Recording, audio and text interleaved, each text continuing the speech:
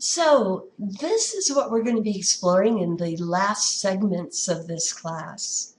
Your vulnerability to social influence is determined by, well, personality factors. What personality factors do you think make us more vulnerable to influence attempts?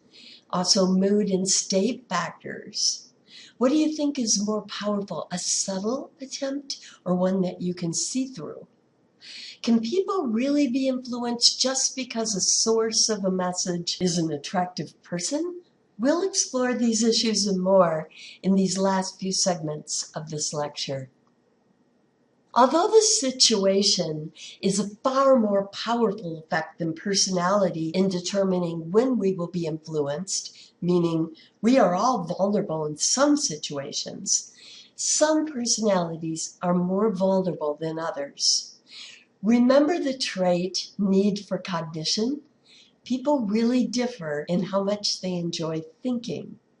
Those low in need for cognition are somewhat more easily influenced, especially by peripheral cues. You interpreted your need for cognition score during our interpersonal lecture. Remember that one in the first section of this class. High self-monitors are also more likely to be influenced, especially by peripheral cues. And again, remember, peripheral cues are like brand names, celebrity endorsements, attractive packaging, etc. So high self-monitors more likely to be influenced, especially by those kind of cues, than low self-monitors.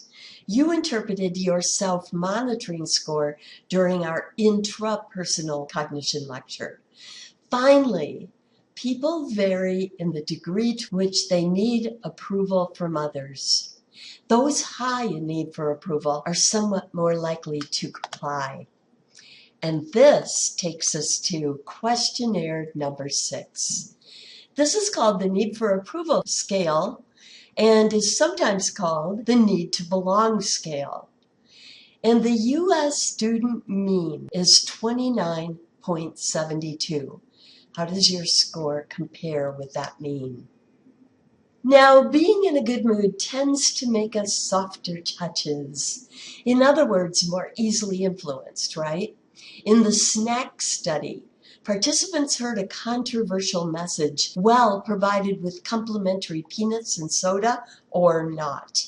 The snacking participants indicated significantly higher agreement with the message. Fear messages are particularly effective, but only if they suggest a way to cope, a way to reduce that fear, right? And subtle attempts are generally more effective than high-pressure ones. Make sense? Remember the ingratiates dilemma from the first part of this class? The problem with transparency?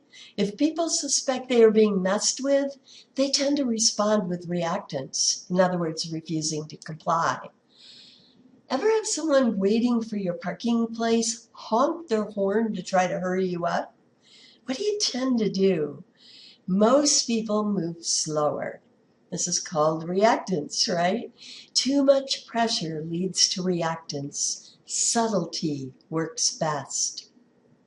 Finally, in the case of a large request like strip searching customers or certainly taking your own life, escalating demands are far more likely to be successful.